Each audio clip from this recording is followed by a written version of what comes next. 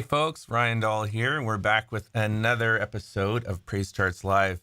I'm definitely excited about this one, getting to talk with a good friend, Cliff Duren. Cliff is a bit of a legend in this whole world of church arranging and choirs and all of that. Has many people have sung his arrangements and sung songs that he's written. He's apparently a 5-time Dove Award winner, I hear. And another thing I just heard a couple minutes ago is that he's currently a student trying to become a doctor, so that's great. And also a worship pastor at First Baptist Church in Georgia, at Woodstock, Georgia. So that is awesome. I'm really looking forward to chatting with Cliff. I have to tell you, just before we bring him on, first time that I met Cliff was in a line waiting for some food at a conference with worship pastors, and I never really knew Cliff, and I found myself in the line right next to him. I was a little bit starstruck because I was like, this is the Cliff Duren. He's right beside me. So then after a couple of minutes we're chatting, I'm like, he's just a regular guy. He's really interested in me, and we had this chat and started a friendship, and now, we chat and talk every now and then and do stuff in PraiseCharts together. So here we are together, Cliff and I. Let's have this conversation, see where it goes. Cliff Duren. How's that for an intro, hey? That was man, I was wondering who you were talking about. That was amazing. Yeah, you were like, are you talking about Michael W. Smith or Cliff Duren? One of those two. Yeah, I don't know that I've heard Starstruck and Cliff Duren in the same sentence before. Yeah. So you're Well, very kind. yeah, I'm kind of a unique individual because I'm super passionate about like the micro niche of, church music publishing and all the world that PraiseCharts is in. So I come across with lots of names on my table, but you're definitely one that I have seen many times and have great admiration for the work you've done. So I'm really excited Well, about this conversation today. feeling is mutual, my friend. Thank you. Right I'm on. excited to be here. Right on.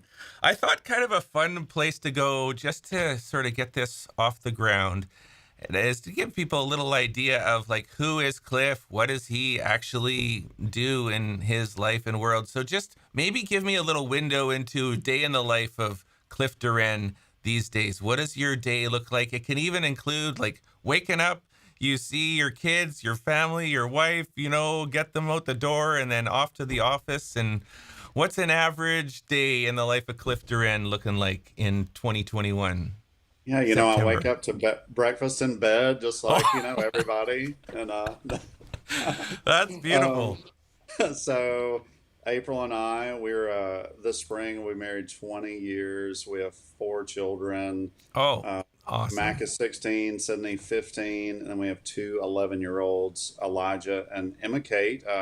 They're 30 days apart before you try to figure out the scientific miracle behind that. Elijah was adopted through foster care, so we lived in Nashville for 8.5 years, and we moved to Nashville for a lot of reasons, and the Lord Yeah. gave us another reason and blessed us with another son. So So yes, after breakfast in bed, what's the tone like in your house at 8 o'clock in the morning? Is it like busy people all over the place, school bags and, books and binders, and what's going on? yes.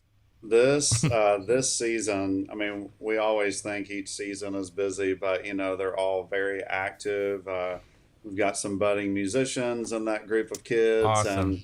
and some athletes, and so right now it's fall, it's volleyball season here at our Yeah. school, and so we're spending most nights with our girls, at the gym, and it's so fun. We love it. April and I make a point to be at everything we can be at, and I'm in the office usually, during the week at First Baptist Woodstock, and writing notes here and there, and I don't know how you are. I get a whole lot of notes on the page after it's quiet at home as Yeah. well. Yeah. So just kind of squeeze those in where I can. But Oh, I so you're love a our bit of team a here. night owl? You like to work in the wee hours of the night and chip away at those There, scores? there, I have written many more notes when the sun is down than when the sun is up, probably. Yeah.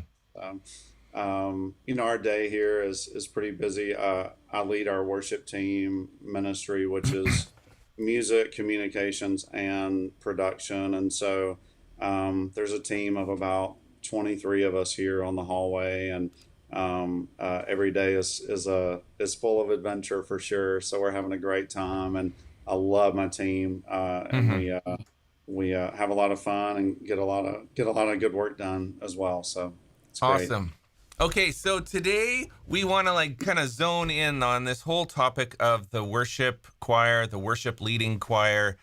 The choir has come a long ways over the last, I don't know when the first choirs really became a significant place. Has it been, since churches started? Were there choirs, or did they start a couple hundred years ago? But in particular, focusing in on like the last 20, 25 years, this has been this whole generation of churches, the church growth movement, all different kinds of denominations have sort of settled into place, and different styles of worship, especially since the 70s. Music has become such a major force of, the way that church presents itself. So let's talk just to start about like what's happened in the last 20 years when it comes to the choir. Have you seen, because you've been in this quote unquote industry, you're an arranger, you're a worship pastor.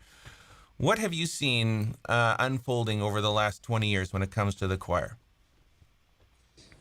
Yeah, it's cool to kind of my two worlds of writing music and serving a local church, have always moved hand in hand. And it's interesting. 20 years ago, when I started arranging, I would say 95% of the music I arranged was for presentational choir singing. Right. So think, feature, the congregation seated and listening, and the choir and orchestra singing. And so singing and playing. So now, I mean, fast forward 20 years, and I would say the majority of the music, not 90%, but a vastly, a greater amount of notes that I write now are for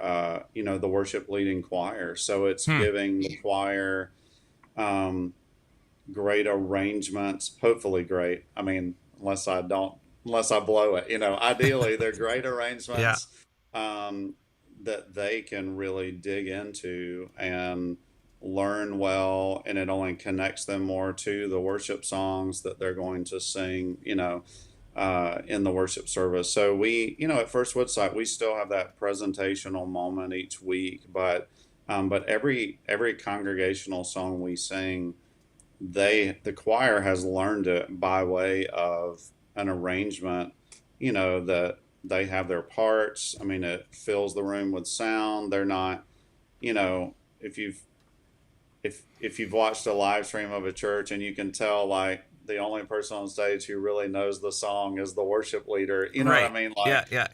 that's not comfortable for me. Like I want the whole stage engaged in what the songs are. And really what I have found for us is the best way to do that is for the choir to have learned the song, for us to have grown into that song together and learn that song together. Yeah. I can imagine like if you're sitting in the congregation and singing a song, and typically a congregation will sing largely probably unison, the standard melody, or they'll find whatever their vocal range can fit. But audibly, if you can hear while you're singing some more complexity and nuance on the song, like you feel like you're a part of that. You feel like you're a part of making that happen, and they don't know where that fullness of this sound is coming from, but they just feel connected to that. So I think that's awesome. Yeah, it's great. I mean, it's totally my first question if a publisher sends me a song to arrange is, um, what's the goal of this song? Is it should it be designed for presentational only, or is Mm-hmm. it designed for um, for the choir to learn and be and to lead the congregation to sing it as well, because that Hmm. matters to me. I mean, if its design is for congregational use, I'm not going to put some tricky ending on the end that we Right. lose the whole Yeah.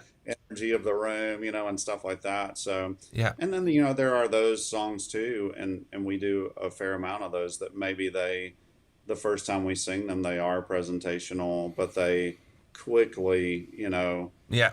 head towards congregational singing, sometimes in the middle of the first time we ever do it, Right. so Right. uh, Right. Well, we're yeah. definitely aligned in that. Like, I know from the Praise Charts world, we've mostly been about worship music, but now we're starting to, in the last number of years, think about this whole idea of the worship choir and making charts available so they can do exactly like you're actually helping us do that in Praise Charts, as well as let's take this song and let's just give it some more musical depth from the orchestra. And not everybody, of course, has an orchestra, but from the choir and everything. It's just being intentional. And like you, I can just totally picture a choir where you haven't really taught them the song and you can see their faces kind of semi mumbling the songs because this is not really their place to shine. They're waiting for the choir special. But maybe that's what we're seeing is in the last 20 years, that's part of what's shifting is now the choir is becoming more of an intentional piece in more than just the choir special. That's kind of what I'm hearing from you. Absolutely. I Yeah. call it what my choir knows it as a TV face. Like I tell them, like I don't want the people to watch you just staring up at the screen reading the lyrics, Right. like you need to be engaged in the song, and so it's super Oh, important yeah. to me.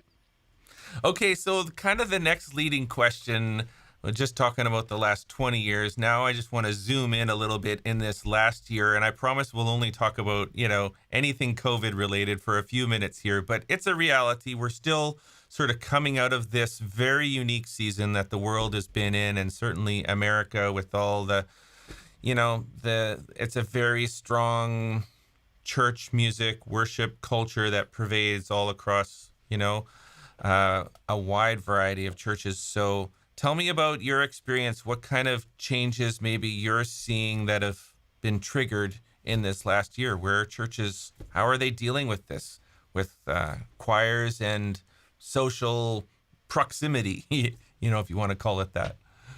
Yeah, absolutely. Boy, what a learning curve, Hmm. for sure. I can really speak most of all, from my own experience.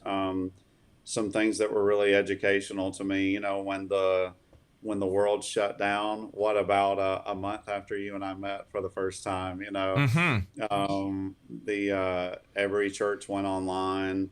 We weren't meeting in person at all, and for the next, I don't know, 15 weeks or so, I did exclusively online Zoom rehearsals with the choir. We kept meeting, Hmm. and of course, the first few weeks, everybody just loved it as far as like they're seeing faces, they're Yeah. Right. having some form of communication with people. And April and I would lead worship for, other choirs' online rehearsals. And just, it was great just seeing people connect, even when they couldn't be in the room together. But, once the newness wore off, Hmm. I really just kept rehearsing on Zoom, and everybody's muted except for me. You can't really tell, like, are they learning these songs? I would kind of in my mind just plan, well, what sections do I need to work on? What sections, if we were all in the room, would be challenging? And it was amazing, Ryan, when we came back. Some songs that we introduced through Zoom and had never heard live before, with the choir singing them. And so the first rehearsal back, I'm like, okay, let's see if we all actually learned, on Zoom. And it was amazing, like how far along we were into these arrangements, just from that time online. And so those were the hardest rehearsals to lead. I mean, no class I ever took in college, as a music ed major, prepared me for an online rehearsal where you're getting virtually no response, audibly from the folks you're leading. But it was totally worth it, to Yeah. keep people together, keep people connected. And so I think that really helped. When we came back, I felt like we did our choir's not fully back to where we were, pre-COVID, but I do think we're at a real healthy place. I think like staying connected in those days of quarantine were super impactful and a big part of that. Hmm. Um, since we've come back, we just rehearse in in a larger space where people can be a little more spread out, be a little more comfortable. So space between the chairs and nobody singing directly behind the other. And we do the same thing in our choir loft and the worship center. So just a little, more breathing room for everyone's comfort level, and that's really helped us. So I know every space, every church doesn't have that option. It's been neat. I've seen some real creativity from other guys, who they've got. I mean, their choir starts on stage, but then I mean, they're just out in the congregation, like they're Right. spread out as far as they need to be. And so I appreciate the creativity I've seen in so many worship pastors just to still keep as many people involved as possible. But if I would just say to the church that maybe is still trying to re-enter into that normal or still not there yet, don't underestimate what you can accomplish in an online rehearsal, format. You talk about things that have changed in 20 years. If you had told me 20 years ago I would even offer an online rehearsal, you know, I would have never thought that was, something I would go for. But even since coming back live, we continue to live stream our rehearsals, for those who, maybe are not feeling well, maybe aren't sure if they're feeling well or not, or a lot of folks just traveling for business, are able to still be faithful to that midweek rehearsal. And it's been really beneficial. At this point, I don't know that I would ever not offer the Yeah. live stream because of how beneficial it's been. Definitely, like the one thing about a choir is you got the musical side, but then there is the community side, and certainly COVID has made us all realize how much we value people and community, and choirs are a community of people. Like they crave that. That's their place of connection. So I can imagine, and maybe some people who are listening have had experiences where they had the choir all vibrant and then it just went away, and there's a real sense of loss, not just of the music, but of the people to, to be around and socialize with and encourage and all of that. So it's like a big care group or second layer of the church, where suddenly you're personally engaged and connected. So Absolutely. Absolutely. So I'm just thinking a little more about some other things that may have shifted in the last, say, 20 years. The world of music publishing, music availability, digital, iPhones, iPads, all of that. It used to be a day of, and maybe perhaps still is, of binders and octavos and, big stacks of sheets and all the organization that goes along in that. So how have you seen that shift over the last, say, even 10 or 15 years? What does your choir do with all the music, all the Yeah, sheet no, that's a music? great question. Mm-hmm. One thing you mentioned earlier, I didn't want to forget to say this when you're talking about, the work of the choir, learning every worship song and really preparing those.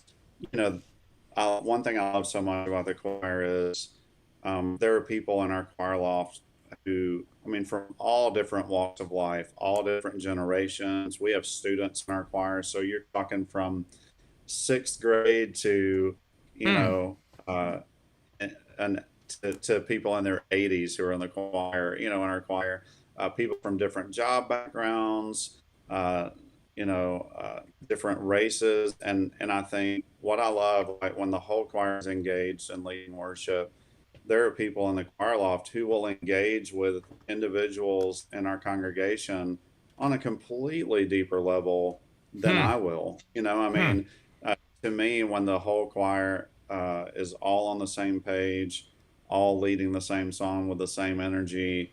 I've got tons more worship leaders on stage than just myself, and therefore so many more people to help engage the congregation in worship. And so I didn't want to like let the hour go by without forgetting to mention. I mean, beyond learning the notes and music, just their connectivity to the song and to the worship set, I think is so important on many levels, and Yeah. especially on the worship leading connection and level. So Yeah. um, so That's on the good. That's digital. exactly where I was going with the whole aspect of the community, and I didn't know that you had such a wide generational kind of openness in your choir. That's awesome. Yes. Yeah, for us, First Woodstock, historically, and that would be a change from 20 years ago. Hmm. I served at this church 15 years ago as I came on board as the staff arranger. I left a church where the whole church was the size of the choir here at First Right. Woodstock. Yeah. It's Yeah. quite a transition.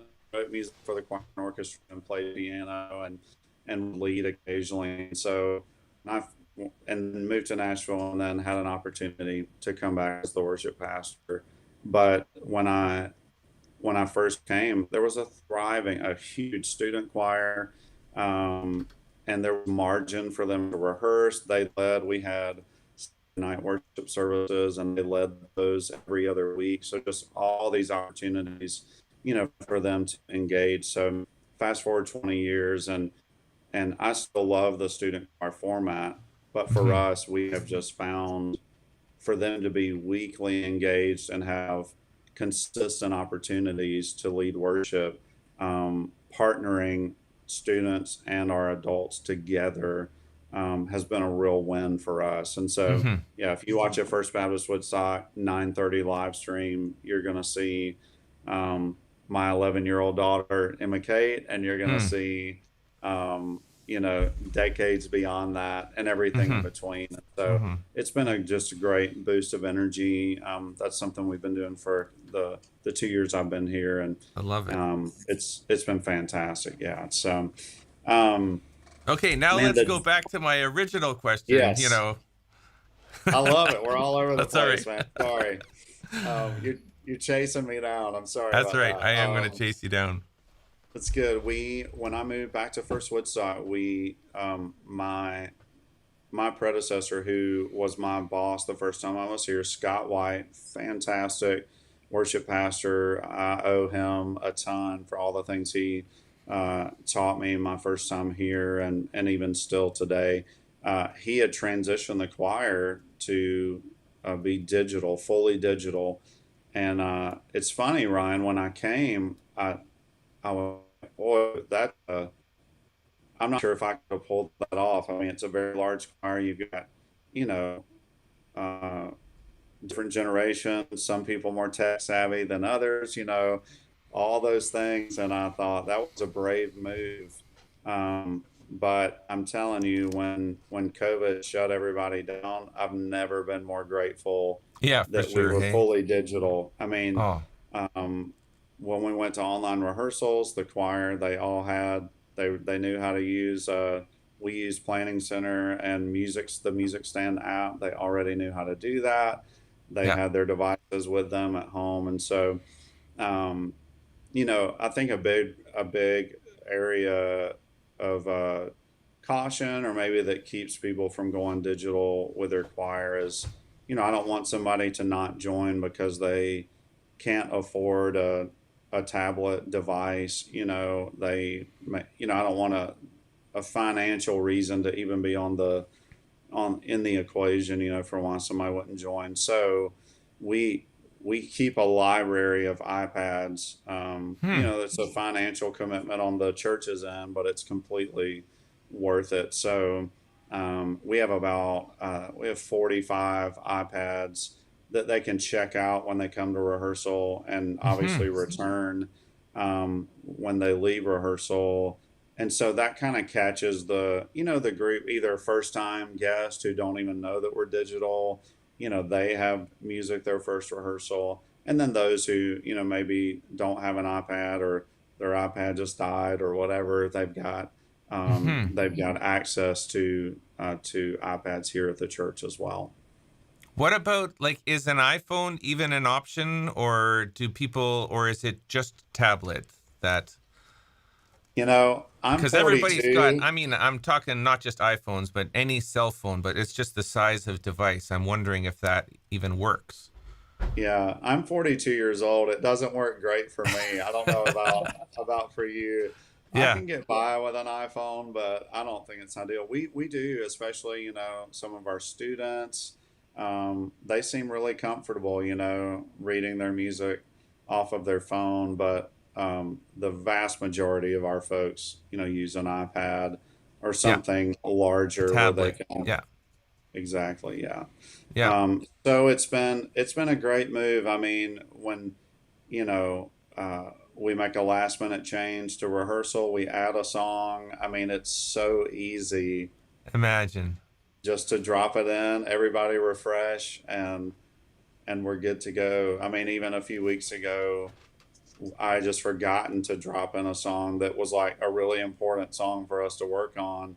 And so we just did it right there in front of everybody. Okay, everybody refresh. And here, Oh, nobody had to yeah. pass out anything. I mean, the librarian wasn't in a panic, I mean, all these benefits. Like, So even just think about the whole concept of the church librarian and just the massive undertaking it is to manage all of the music. Churches have entire, like, you know, 500 square foot or 1,000 square foot rooms just with boxes of paper, and all just the organization of that is momentous, especially if you have a larger church or larger choir. So just imagining how beautiful that can feel, being in more of a digital age, making real-time decisions as a choir director. And that doesn't even mention the worship team or the orchestra. I mean, if you're starting to add 10 or 20 different instruments and they all need different things, it's so complex. yeah, we just took our orchestra. We'll play around 50 instrumentalists in the orchestra each week, and Hmm. we just moved them to digital. They've always had access to Planning Center. They could view their music and rehearse at home, but as far as the live Sunday morning experience, we just transitioned them to Hmm. iPads, and it's been great. I mean, there again, the logistics of that, of our librarian and all the folder packing, Mm-hmm. and taking out old music, putting in new, all of that has been. I mean, you can imagine the ease that they have Mm-hmm. now, getting all that set up. So far so good. It's been fantastic. I think the one practical tip I'm getting just from hearing your story is, let's say if you have a choir of 50, it doesn't mean you have to buy 50 iPads, but maybe if you bought 15 or something, that having that fluid checkout system, that's a super practical and much more affordable solution to move a church towards digital. That it doesn't mean you're providing an iPad, you're buying an iPad for every person in your church or something like that. So Oh that's yeah, good. and I would Yeah. say, I mean, give if you want to make this transition, it's September right now. Like, tell your choir now, hey, in January we're going to transition to digital. So put that iPad on your Christmas wish list, Right. or Yeah. whatever, and give them time to like prepare. But most people want to have their own device. I mean, if they need to circle trouble spots, or, Yeah. mark things in their music, I mean, through the music stand app, it is saved there forever until you choose to Yeah. erase it. So I mean, it's a great way just to keep your notes, and you're not getting a different piece of music every time. So it's most people really want to have their own, and that's what we found. So the few that we have on hand are just kind of a catch-all, or if you forget your iPad or whatever. So yeah, it's been good. Just give them time to prepare, and what I've Hmm. learned is that they'll follow you. They'll come on board with you. Well, Planning Center is going to need to send me a little something for promoting their, music stand and this, like, welcome to this interview with Cliff, sponsored by Music Stand. So there we go. No, I love those guys, and I'm all good with that. We really try hard to integrate well. In fact, just a little side pitch to Praise Charts is you can actually go into Planning Center and find the Praise Charts integration, and so music that you buy in Praise Charts, as an example, can easily be just ported over, and we're working on trying to improve that because I love the whole vision of like uber simplifying the music administrative headache. My own head can't handle thinking about how to organize, you know, that much paper, and we live in an era now where it's much more accessible. And I also like your thought about giving people a little bit of lead time and recognizing, like, most people, if they're going to commit to the choir, they could probably afford, it doesn't even have to be an iPad. I mean, there's Android devices or whatever that are a couple $100. It's not out of reach for most people. That is a device that they can use beyond just the choir too, right?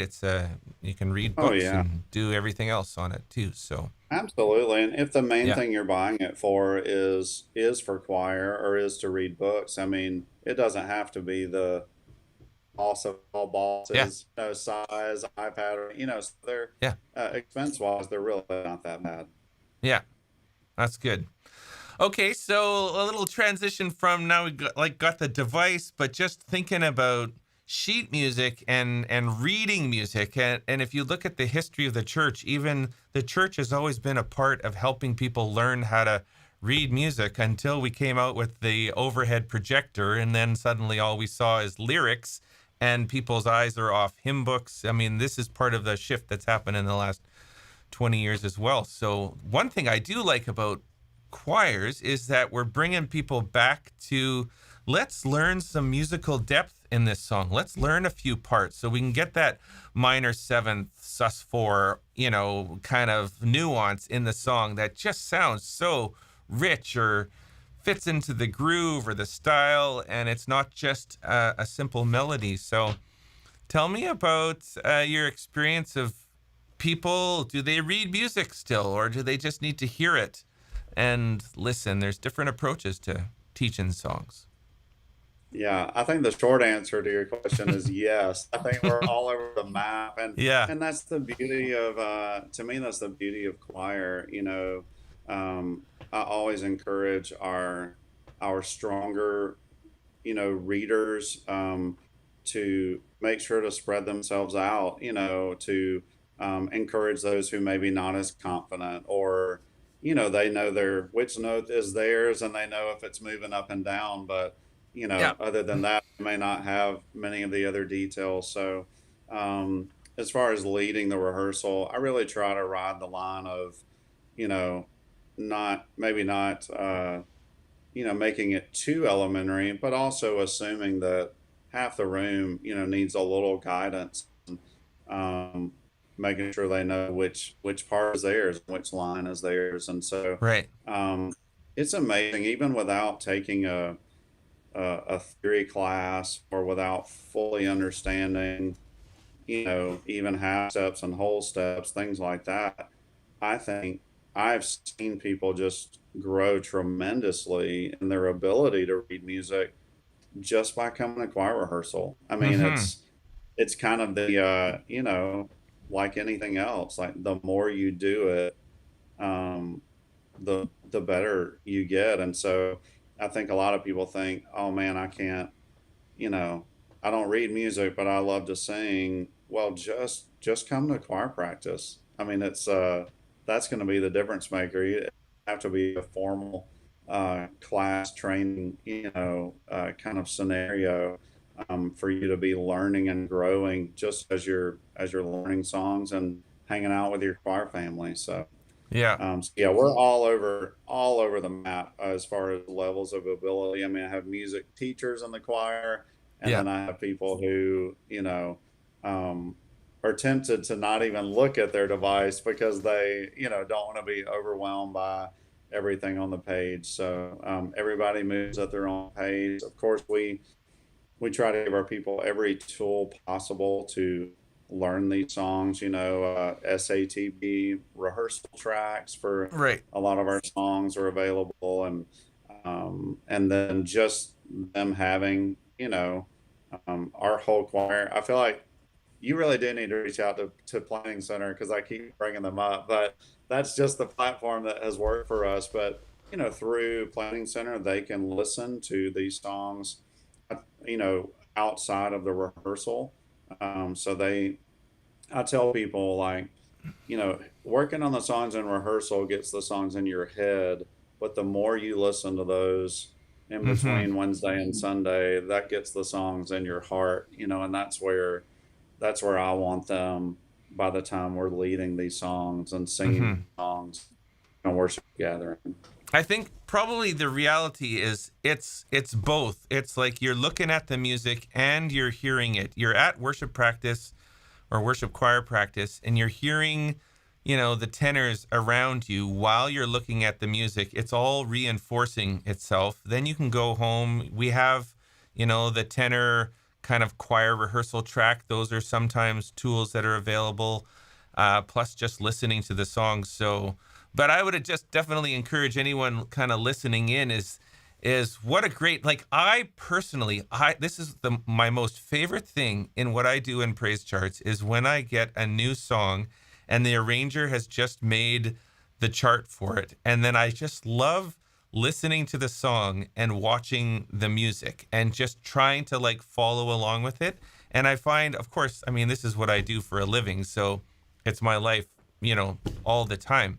But I just love that kind of experience of seeing something in writing, and then hearing it and flipping the page. And in fact, it's interesting. We have a video in our Praise Charts video feed. I haven't done a lot of these, but remember Lincoln Brewster? He released that version, that guitar solo called Miraculum. Do you know that one? Have you ever heard it, Cliff?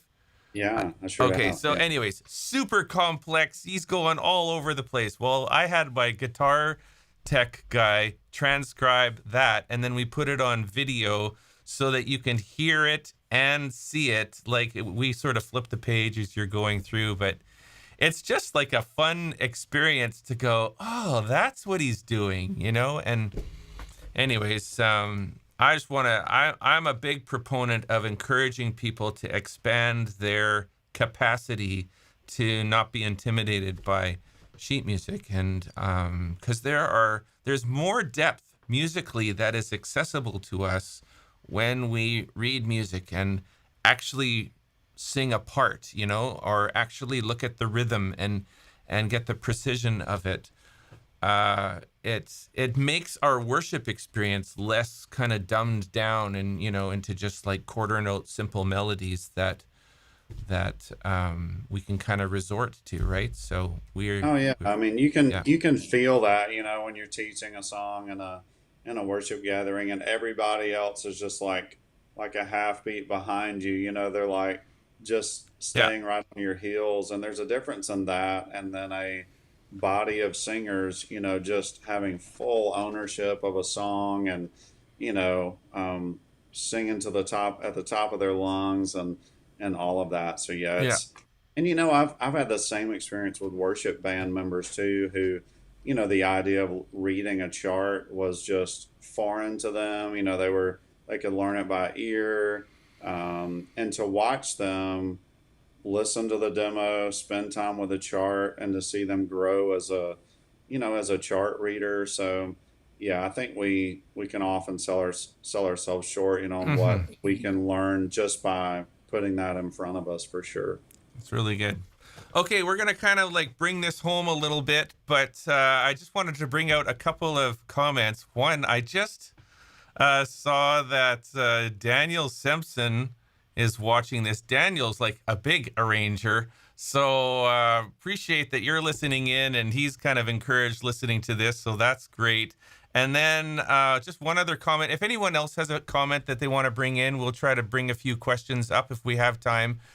But Greg was just saying, thanks for the conversation. I'm looking forward to starting a choir soon at my church. So it's great timing. So I was just thinking, why don't we just take a few moments to like encourage some people who are maybe not in this choir space, but they're listening, they're feeling encouraged, they want to make a few steps towards it. So let's kind of imagine a church that's in some range of 300 to 600. I just got to like pick a profile of that type of church. A lot of churches are in that realm, and they want to start something. So it's like they're not a church of 5,000 where it's like, oh, we'll just, get the choir director to do it. It's his job or something, So Right. most churches are more in this, oh, what do I do? Like, how do I get this off the ground? Any few tips for that? Yeah, just like with anything else, sometimes starting is the hardest part, like as an orchestrator staring at a blank score, just writing the first note is kind of the challenge. And so I've been there. My very first position out of college was at a church plant. And so Okay. honestly, Ryan, that was 20 years ago, and still one of the most rewarding times in 20 years of full-time ministry is the first choir rehearsal Hmm. at that church plant. These people all coming together.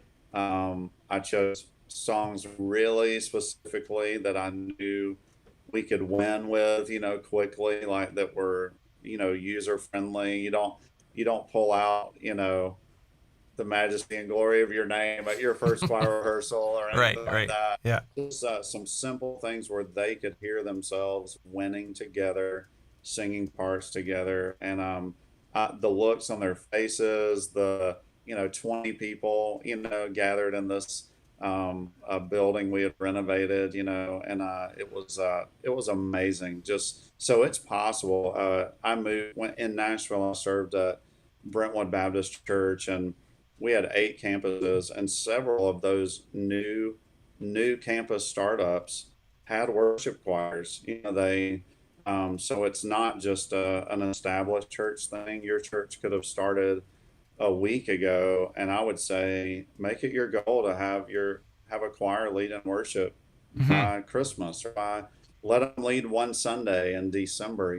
Just spend the next several weeks kind of gearing up for that. So it really is a reachable goal to launch a choir, no matter what stage your church is in, no matter how old it is, or even the size that your Hmm. congregation is. So I would say start with realistic expectations. Don't ask them, don't advertise, hey, we're starting a choir and they're going to sing every single Sunday for the rest of Right. the year. That's a Like bit much. say, hey, we're about to launch a worship choir, and come join us this week. And then we're going to, sing 6 weeks from now. We're going to make our, debut appearance on a Sunday morning, and then just use them sporadically until they've built up enough of a library, where they can start leading more regularly. It really is a reachable goal. Yeah. I appreciate that outlook, because sometimes you can kind of think, oh, this is just for the big churches, and I know you're at a fairly sizable church. So I was trying to make it very relevant to where most people, I know most churches are not big mega churches. Most churches are smaller churches. So your story about, the church plant and starting right out of the gate, super encouraging and very practical for everyone. So, It is. It okay. doesn't take many people to make a lot of noise. You know what I mean? Mm-hmm. Mm-hmm. You can have a small group that can really make an impact. So yeah, don't let the size of your ministry or your congregation, be a roadblock for you, for sure. Awesome. Okay, so kind of bringing us home, I just wanted to tell all of you that, I mean, we've been around, Praise Charts has been around for now 22, 23 years, really kind of immersed in the congregational weekly worship thing. But now, in fact, like this week, I'm meeting with a bunch of choral arrangers and publishers, and we're really, with our development team and everything in Praise Charts, really investing ourselves into trying to be a resource for choir. And I often think about music in kind of three categories. There's like the pure worship songs and resources for your worship team. Then there is resources that are like for the worship leading choir. So it's choralized versions of worship songs, or that whole realm is a kind of a middle world. And then there's the choral anthem world, which is often that kind of choir special. So think of it in terms of those three worlds, but we're just trying to make PraiseCharts a relevant resource for those. And Cliff, you're actually helping us in that, because we have this subset of music in PraiseCharts called the premium, arrangements, premium orchestrations, and you're taking songs that have really done well and just enriching them and really like going into the vocals and the orchestra. So appreciate the work that you're doing there, and I love the fact that I could just consider you part of our extended team. It's really awesome. So look for that. Just go into the search in PraiseCharts and type in premium, and you'll find some of those arrangements. And it's an exciting season to be in, and I'm happy to cooperate with like a resource like Planning Center, where they make it so easy to get the music to the people like in their hands. Like the practicality of that is not really what PraiseCharts is doing quite yet, but we're getting the songs to Planning Center because you need to have something to put input into Planning Center. So that's kind of where we work together in that kind of way. That's great. Well, I'm pleased to know you, Ryan. So thrilled. It's a huge honor and love that we've gotten to work on this premium series together. So can't thank you enough. Yeah, it's great. Thank you. This has been super practical. For those of you who might have chimed in a little bit late in this, we've just gone through so many practical questions and looking at the church over the last 20 years, the last year, looking at digital, and physical, and just the administration of music, and talking about reading music. So many practical things.